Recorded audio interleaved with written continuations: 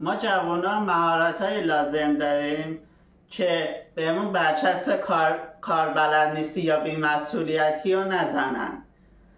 وقتی هم میخوایم مستقل بشیم یه سری کارهای خودمون رو بتونیم انجام بدیم، از پسش بر بیایم. یکی از این مهارت‌های روزانه آشپزیه. میتونیم یه سری ایده‌های آشپزی پیدا کنیم که هم ساده باشه هم خوشمزه، که دیگه آشپزی یه غول وحشتناک نباشه. سلام، بیاین با هم بریم یک خورشت خیلی حرفه‌ای، بسیار ساده و بی‌نهایت خوشمزه درست کنیم. با چی؟ با سبزی فصل زمستون، اسفناج. نیم کیلو اسفناج داریم، یک عدد پیاز بزرگ، 12 تا آلو بخارا، 20 تا قطعه گوشت، نمک، فلفل، زردچوبه و پلومون هم میذاریم. خب من برای شروع اول اسفناجامو خورد میکنم، نه خیلی ریز نه خیلی هم درشت. خب اسفناج رو ما با آهنش میشناسیم، ولی اسفناج ویتامین C هم داره. ویتامین Cش هم از مرکبات خیلی هم بیشتره و خیلی تو این فصل زمستون خیلی مفیده. مصرف بکنید که سیستم بدنتون خیلی ایمن‌تر و قوی‌تر باشه.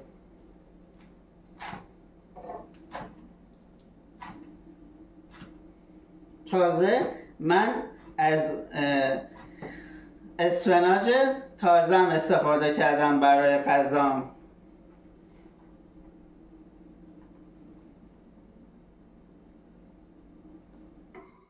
بر اثر خرد کردن و پختن اسفناج موادش رو از دست نمیده، نگران نباشید. خب من نصف استکان آب میریزم، خود اسفناجمونم آب میندازه، سعی میکنیم تا تموم بشه.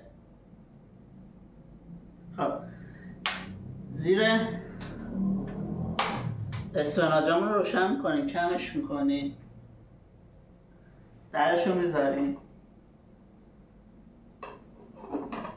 میذاریم تا هم آب بندازه هم آبش تموم بشه که بریم سراغ خود اسفناج. اسفناجمو گذاشتم تا آبش تموم بشه، میریم سراغ پیاز گوشتمون. ریز خورد میکنیم.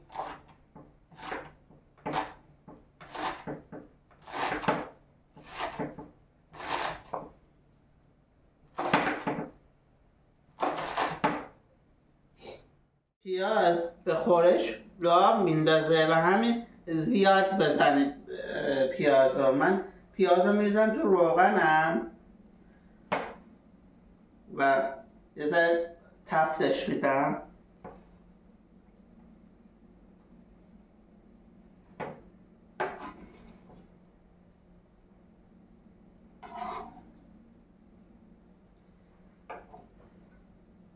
زیر پیازم روشن میکنم.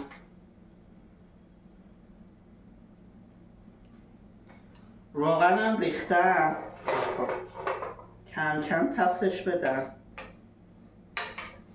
پیاز که نرم شد میتونید گوشتاتون رو بهش اضافه کنید. ببینید اسفناجا آب انداخته، سعی میکنم که آبش تموم بشه.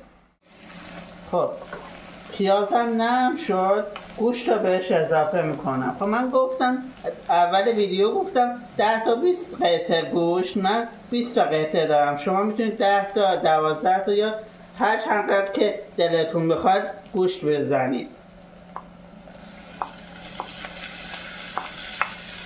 خب من این گوشتا رو با پیاز تفت میدم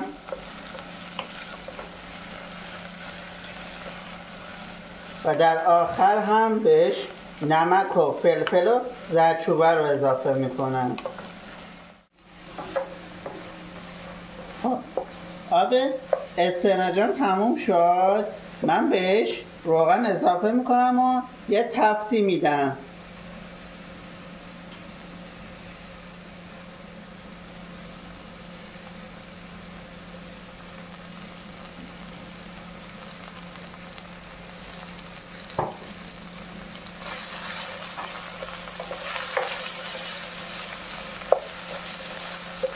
این تفت دادنم باید واسی و مواظب باشه که اسفناجات نسوزه، یعنی اسفناجات سریع میسوزه.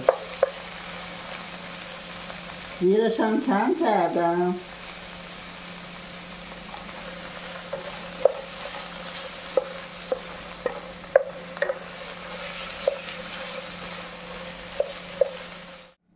اسفناجمون رو کمتر از سبزی قرمه سرخش میکنیم. خب الان آماده است. میریم که برای پیاز و گوشتمون رو بهش نمک و فلفل زردچوبمون رو اضافه کنیم. خب گوشت و پیازمون هم تقریبا آماده است. گوشتمون هم باید این رنگی بشه که آماده است. خب ما بهش نمک، فلفل و زردچوبه رو اضافه میکنیم.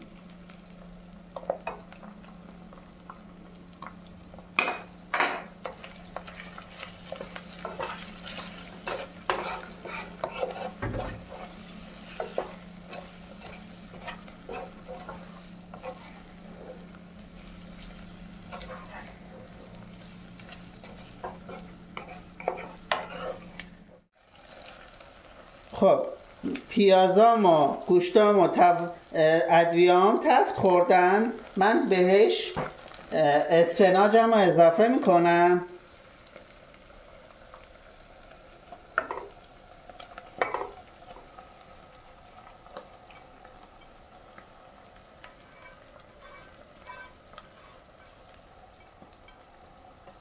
تفتش میدم یه خورده.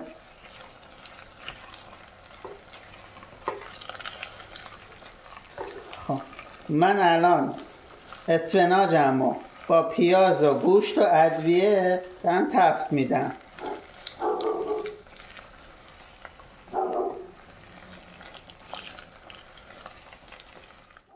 آماده سازی غذام تموم شد.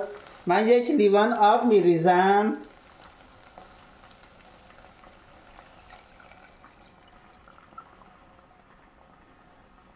میذارم به مدت 1 ساعت بپزه. در عرض نیم ساعت من آلومو بهش اضافه میکنم. خب گذاشتیم نیم ساعت پخته. بهش آلوامون رو اضافه میکنیم. خب آلوامون رو اضافه کردیم.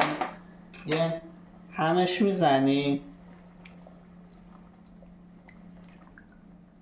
به به رنگ رو ببینید. خیلی غذا خوشمزه شد. میذاریم تا نیم ساعت دیگه بپزه.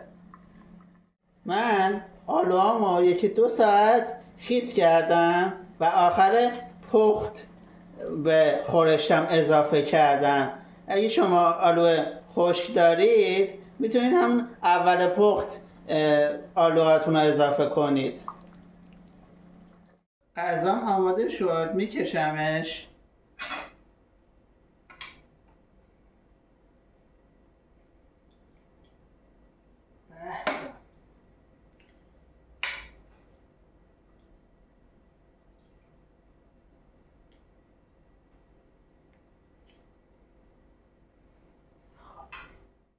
یه پلو تهدیگ تخم مرغی هم درست کردم که دستورشو میذارم توی شورت ویدیو.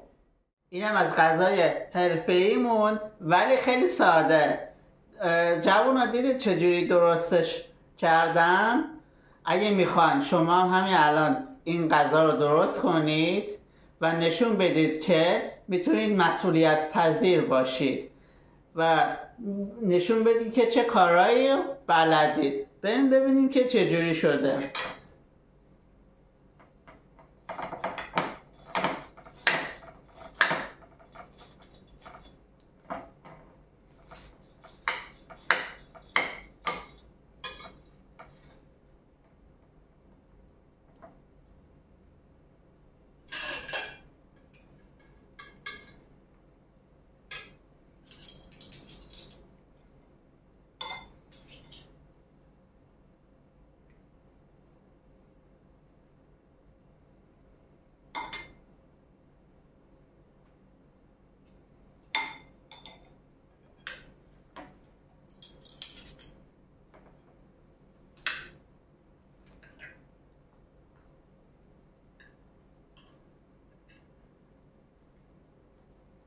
بفرمایید.